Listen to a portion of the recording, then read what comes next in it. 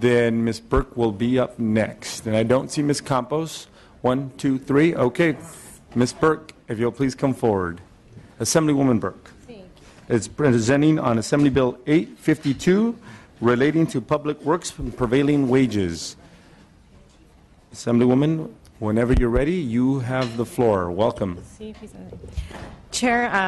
Chairman and members, I would like to start off by thanking the chair for being a co-author on this measure and the committee staff for working with my office on this important issue. Assembly Bill 852 expands the definition of public works to include construction, alteration, demolition, installation, or repair work on a general acute care hospital project that is paid for using tax-exempt conduit revenue bonds issued on or after January 1st, 2016. A conduit revenue bond is a financing method by which a public entity issues a bond for a private development project. As a result of being issued through a public entity, interest payments on the bond will be tax exempt, and the public ends up subsidizing these projects due to foregone tax revenues. AB 852 will ensure that workers on these publicly subsidized projects are paid a livable wage, and the most skillful and qualified workers are building these complexes and medical facilities. With me today in support of the bill is Cesar Diaz with the State Building and Construction Trade Council. I respectfully ask for your aye vote. Thank you. Mr. Chair, members, Cesar Diaz on behalf of the State Building and Construction Trades Council, as proud sponsors of this bill that Assemblywoman Burke has agreed to carry for us. Thank you so much, Assemblymember. The hospital facilities are some of the most highest standards in terms of building. They're supposed to withstand disasters. When you're talking about HVAC systems and the transmittal of communicable diseases, as we've seen with previous cases in Africa, have to be at the highest standard as well. In order for those systems to work appropriately, it's always the best to have the most skilled, trained worker actually performing the installation, not only for that reason, but also for seismic reasons in California. The prevailing wage ensures that the most competent and skilled workers are actually attracted, working for contractors are able to build these types of projects. We believe that through bond conduit financing, it is a public subsidy. It's they're electing to access this type of tax-exempt borrowing at very low interest rates. For those reasons, we believe that public benefit should also ensure that local, highly skilled workers are able to build those projects. And for those reasons, we ask for your support. Great, thank you. Next witness. Good afternoon, Justin Fanzal, on behalf of the Western States Council of Sheet Metal Workers, California States Pipe Trades Council, and the California State Association of Electrical Workers. Our members are the ones that Mr. Diaz is talking specifically about. The building standards for these health facilities are specific to keeping infectious disease, any outside and contaminants from the patients of the working areas. Our business managers often find these projects that are out of compliance of those building standards, and we're spending a lot of our time trying to fight those problems. This is the appropriate way for us to be able to ensure that our trained employees that go through those apprenticeship programs that allow them to install these things in such a way that protect the public's health interest is vital, and appreciate the Assemblymember bringing this forward, and the construction trades also continuing to fight the prevailing wage fight. Thank you. Thank you very much. Next witness. Mr. Chair and members, Caitlin Vega for the California Labor Federation, also here in support. This bill is really consistent with the spirit of prevailing wage, the idea that where there are taxpayer funds and benefits afforded to a private development, that we expect that they will pay the prevailing wage to ensure that these are high quality jobs and skilled building is used. So we're here in support. Thank you. Mr. Chairman, Member Shane Gessman on behalf of the Teamsters in support. Great, thank you very much. Catherine Austin Scott, representing the California Hospital Association. I am, as discussed with staff, in a tweener category because we are working with the trades to address some of the concerns related to our rural facilities. So we are pleased that they are willing to work with us on this, and we look forward to that discussion as we move forward. That's wonderful. Thank you very much. Anyone else wishing to speak in support of the bill? Okay, hearing and seeing none, at this time I'll call forward the opposition. Anyone in opposition to the bill, please come forward at this time.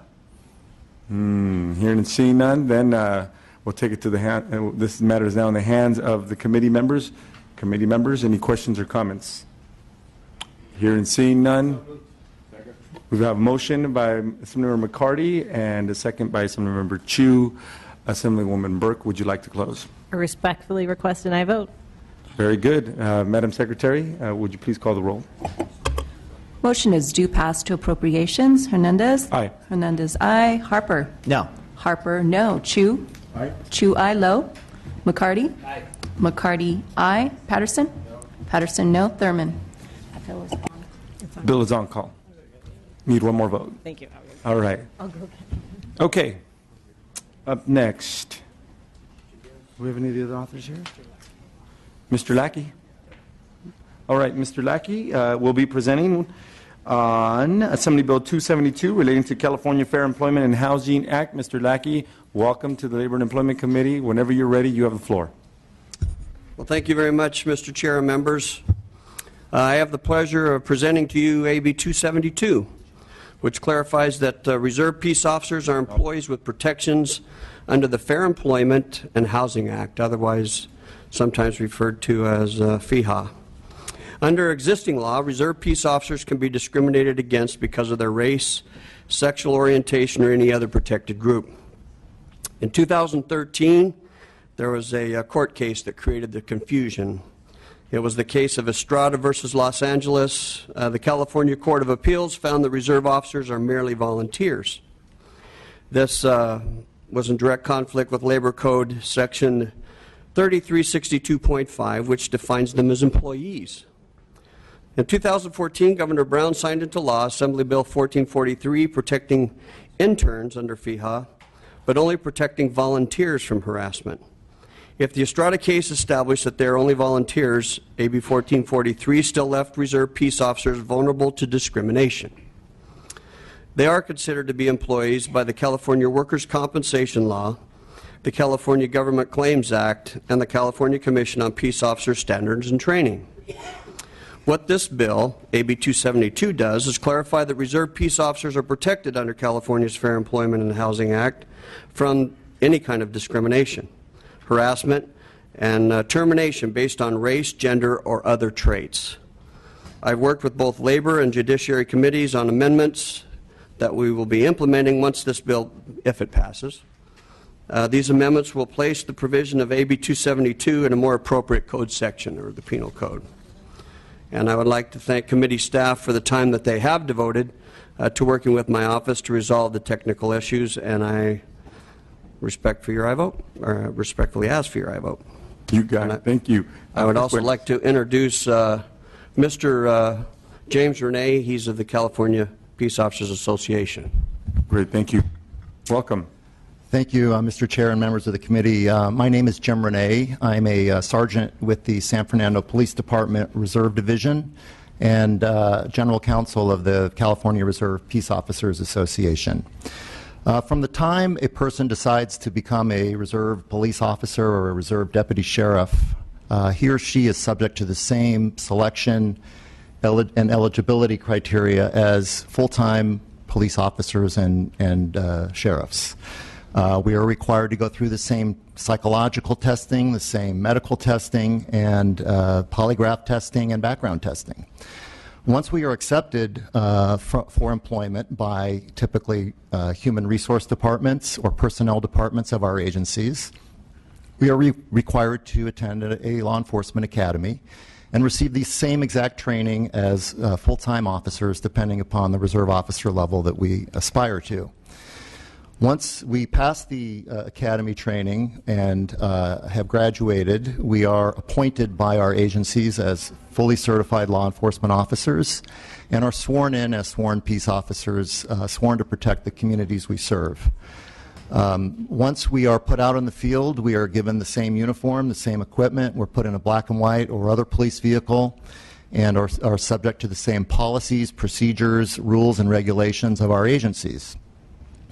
We are also required to abide by anti-discrimination laws, which, as you know, has been the subject of much publicity recently in the way that we treat the community. It would be an anomaly if we, as law enforcement officers, are sworn to protect our communities and not discriminate on the basis of race, origin, sexual orientation, and other protected classes, while at the same time not having those same protections as employees of our agencies. It would also be anomalous for us to ride side by side with a brother or sister police officer or deputy sheriff against whom discrimination is prohibited by FEHA, but as to us, it would not be. So not only are we, as Assemblyman Lackey pointed out, protected and recognized as employees under the Labor Code currently, and the Government Tort Claims Act, and by the California Commission on Peace Officer Standards and Training.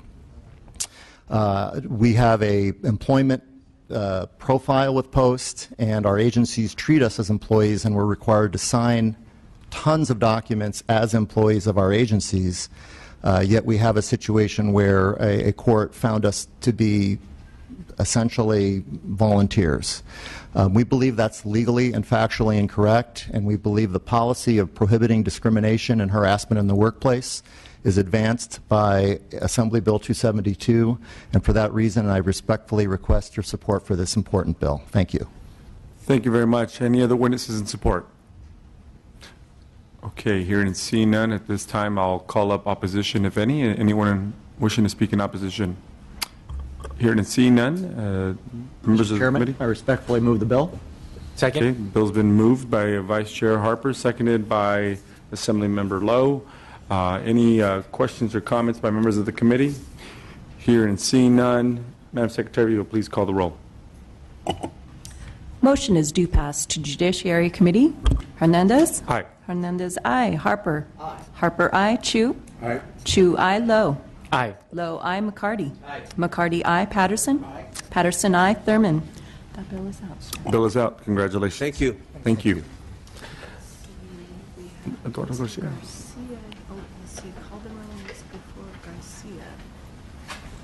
Let's go with Garcia, because he's been waiting for a long time. At this time, I'd like to call up Mr. Garcia to please come up, unless you want to defer.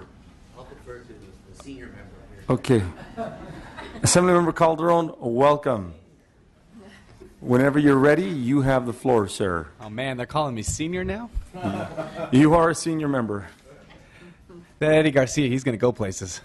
Yeah, oh yeah, both of you are. Come on. Thank you, Mr. Chair and committee members.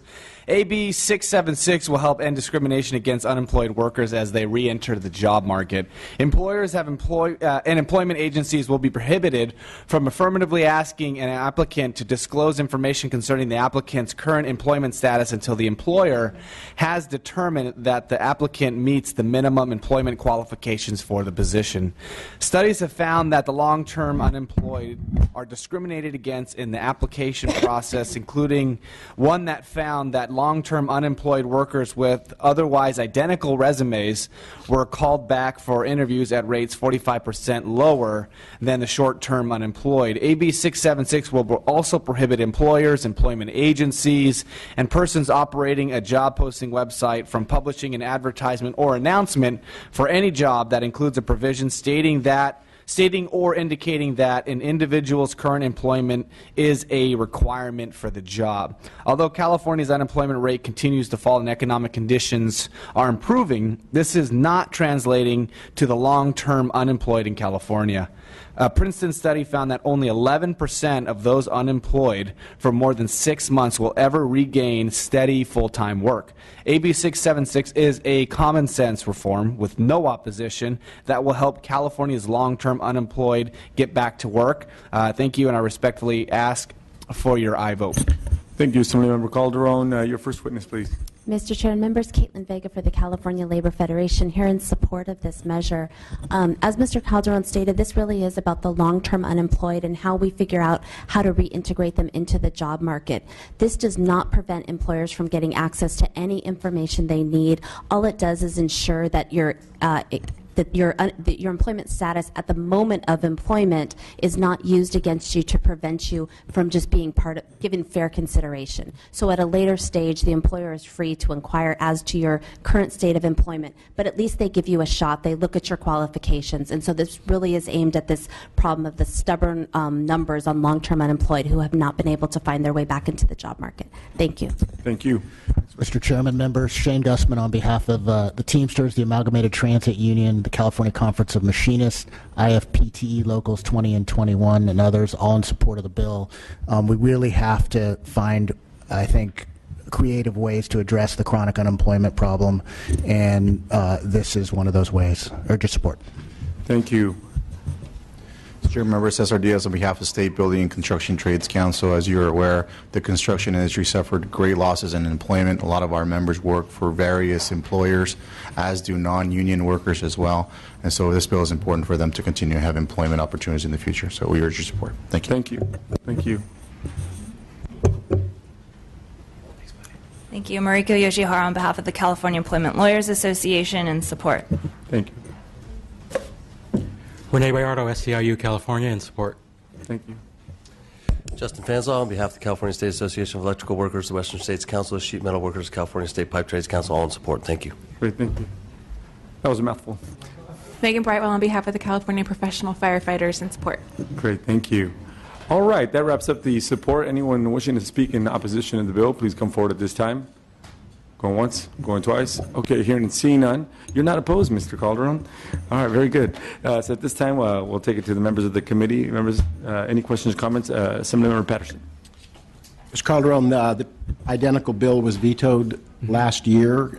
Is this in any way different than that? And are you engaged with the governor's office to see if, in fact, it gets through this House as it did before, that it would not experience the same fate? Yeah, no, we absolutely expect a signature this year. The governor had issues last time around with who was going to be the agency to oversee this. He didn't like where we had originally stated, so we're now working with him so that he approves of the agency that ends up overseeing this program. That way we can get a signature, but all indications are that we're going to move absolutely in the right direction with that issue. Great, very good. Any other questions? Yes, Mr. Patterson. I'm looking at the language of the governor's veto. I'm not sure I see that kind of opening here.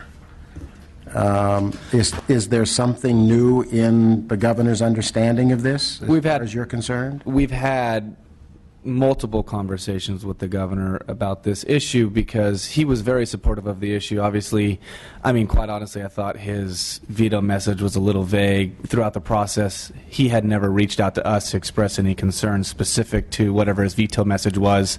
Later in conversations, his concern ultimately ended up being in the department that oversaw this, and so he said that if we could work with him on that would solve his issues.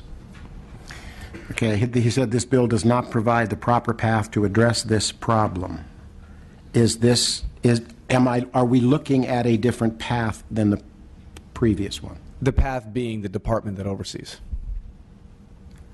Yes, and it's my understanding, as communicated by Senator Calderon, that this time around the discussion is, there's discussions with the governor's office to be clear on the intent and to be clear that the governor will have, as was stated, a key role in approving of which department takes on this regulatory role. So with that, is there any other questions or comments? Is that expressly in the bill before us? Or is this a duplicate of last year's bill? This is a duplicate of last year. Thank you. Assemblymember Lowe. Just move the bill. Thank you. The bill's been moved by Assemblymember Lowe and seconded by Assemblymember Chu. Mr. Calderon, thank you very much for bringing this matter every year. We appreciate your passion around this. It's an unfortunate circumstance if any employer wishes to discriminate against a worker that's unemployed. I think we're all focused on bringing California back. We've done a pretty darn good job, but we're not there yet, and many Californians continue to feel the pain. It's rather discriminatory for those that would be treated adversely because they're struggling, because they lost their job. I appreciate you being a champion for those folks, and so I'm happy to support. This bill does enjoy an aye reco, and with that, Madam Secretary, please call the vote. Motion is due pass to appropriations. Hernandez? Aye. Hernandez, aye. Harper? Chu? Aye. Chu, aye. Lowe? Aye. Lowe, aye. McCarty? Aye. McCarty, aye. Patterson? Not voting. Patterson, not voting. Thurman? Harper? Abstention. Harper abstaining on AB 676. That bill is out. Congratulations. Thank you. Thank you. Okay, at this time, I'd like to invite Mr. Eduardo Garcia to please come forward. As Assemblymember Garcia will be speaking to Assembly Bill 1270 relating to California Workforce Innovation and Opportunity Act. Assemblyman, when you're ready, you have the floor. Good afternoon, and thank you for allowing me to present AB 1270, the Workforce Innovation Opportunity Act. First, let me thank you, Mr. Chair, for agreeing to work collectively on this bill as joint author. This is a very important bill that puts the California's workforce development programs up to code as it relates to the changes made by the federal government in 2014.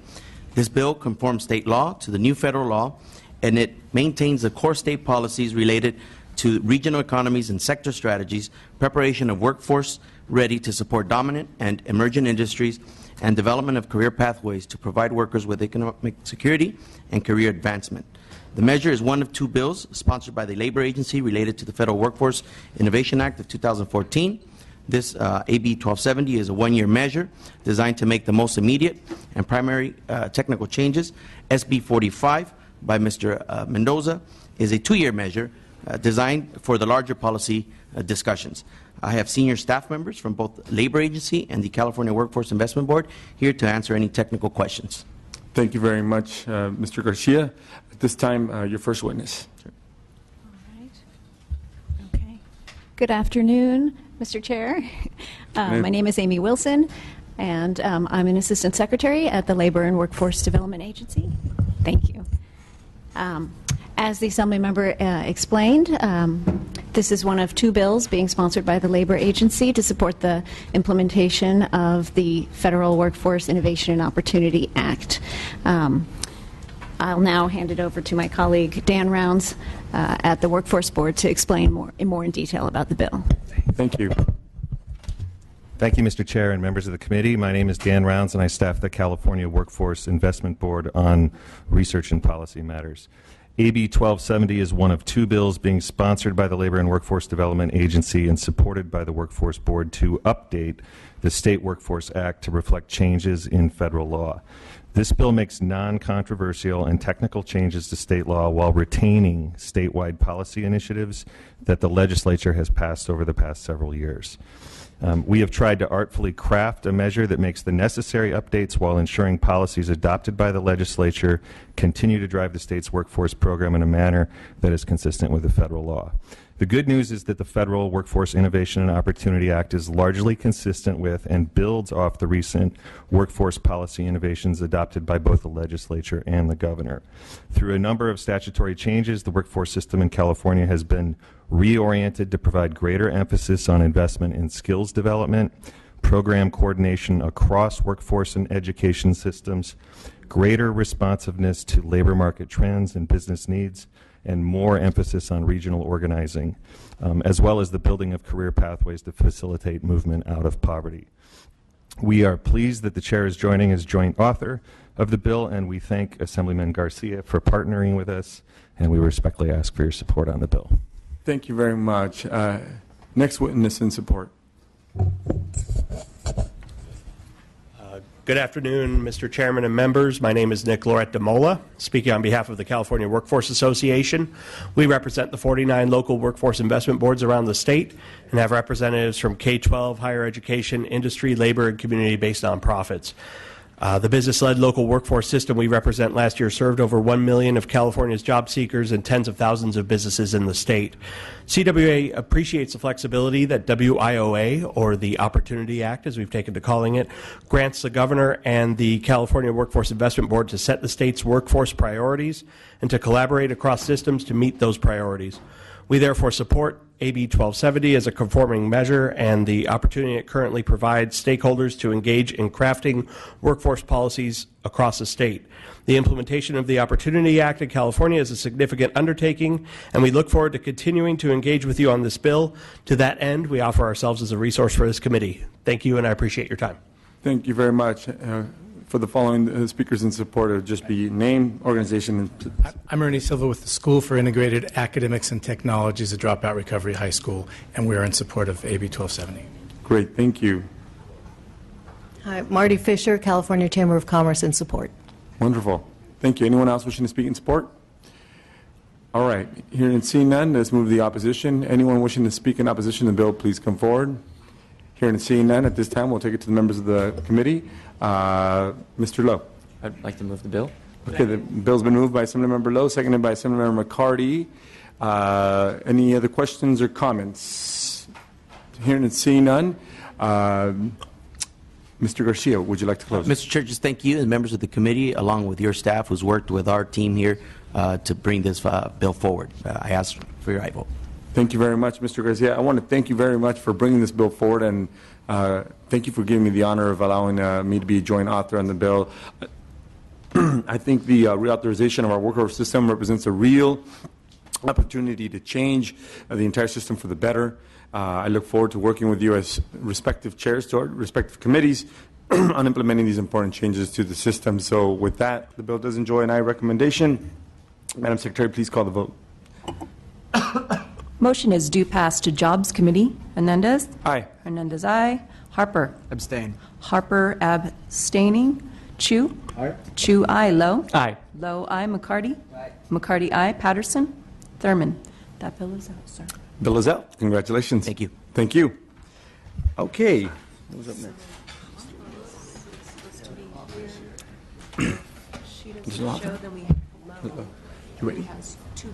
Okay, there's no authors outside of the committee here, so at this time we'll move forward with Mr. Lowe. Mr. Lowe will be presenting on Assembly Bill 578 and Assembly Bill 883. Whichever one is your preference, Mr. Lowe? Yes, thank you very much, Mr. Chair, and I'll be presenting on Assembly Bill 578. First off, I'd like to start by accepting the committee's proposed amendments. One of the board's responsibilities is to oversee a variance request related to Cal OSHA.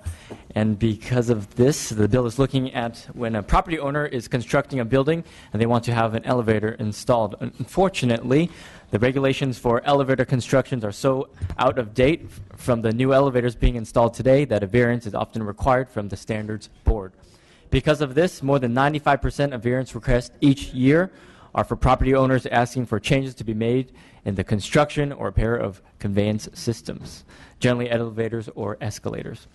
The flaw in the current process is that in most cases that a variance is requested, the workers who are actually doing the dangerous work and have the first-hand expertise are not notified of a variance hearing or granted status to testify. It seems to me that we want folks who are doing the work to have the greatest expertise involved in the process and being able to share their insight. Therefore, AB 578 would help bring transparency to this process by requiring workers who are actually doing the work are given notice that a variance has been requested and are allowed to participate in the hearing. This should be a streamlined process to bring transparency to the construction process. And with that, I have additional witnesses here in support. Thank you, Mr. Lowe. Your first witness. Michael Monaghan on behalf of the International Union of Elevator Constructors. We are the sponsors of the bill. Mr. Lowe characterized the bill quite nicely. It's not a very difficult concept. It deals with a group of affected employees who are heretofore not given notice of a variance application. Pretty simple. The new language in the bill to labor code makes it pretty specific and pretty clear to me as to who is affected and who is not. We would ask for your aye vote. Thank you very much. Next witness.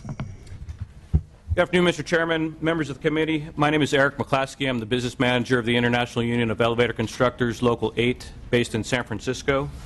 My local and Local 18 out of Pasadena represent more than 3,000 men and women who are the journeymen and apprentices who install and maintain more than 95% of conveyances in California. Our locals, Local 8 and 18, have a national agreement with all the major manufacturers of elevators and escalators. We wish to formally become a full partner in the variance process and collaborate with the parties to achieve a safe workplace for all employees. I'd like to thank Assemblymember Lowe, and I urge your support, and I'm here to answer any questions you may have. Thank you. Thank you. Next witness.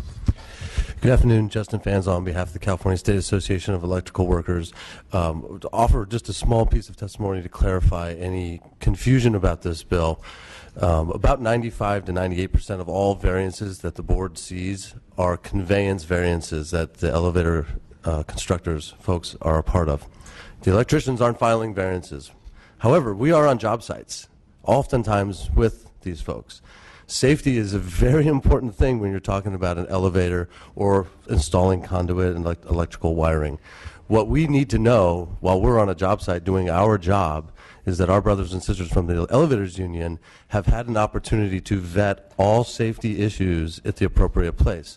Currently, they do not have the opportunity to do so because they are not noticed when that variance is applied for. What the current law allows for is for the applicant owner who makes the application, their employees. Our folks don't work for the person who makes the application. So this is a clarifying piece of the law that makes sure that everyone who's on a job site is in a safe environment. And then I point out in the end of this, we're all the ones riding these conveyances. Every day, that elevator over there that goes up and down 6 floors is installed, maintained by these folks. And I want to make sure that they were able to do so in a safe environment so that their job was done appropriately and correctly. Thank you. Great. Thank you very much. Next witness. Mr. Chair, members, Cesar Diaz on behalf of the State Building and Construction Trades Council for all the reasons already stated, and also to state this is about fairness. If the manufacturer is allowed to be in place of the occupant, the employer, it should also be fair to introduce the people that are actually building these elevators. So that's for your vote. Great. Thank you. Mr. Chair and members, Caitlin Vega with the California Labor Federation, also in support. Thank you very much. Shane Gussman on behalf of the Teamsters in support. Thank you.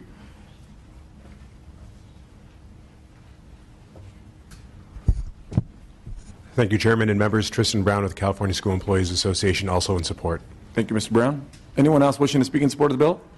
Hearing and seeing none, at this time we'll call forward the opposition to this legislation. Those in opposed, please come forward.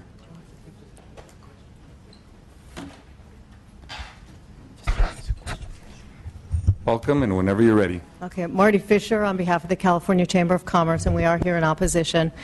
This bill actually creates an expansive new notification requirement for all variance applicants, not just for elevator variances. So it creates broad new precedent for who must be notified and who can be party to the hearings.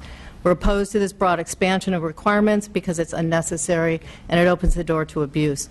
Employers are currently required to notice affected employees and their representative, and other interested parties may apply for intervenor status or appeal a temporary variance decision if it's in the case of a temporary variance.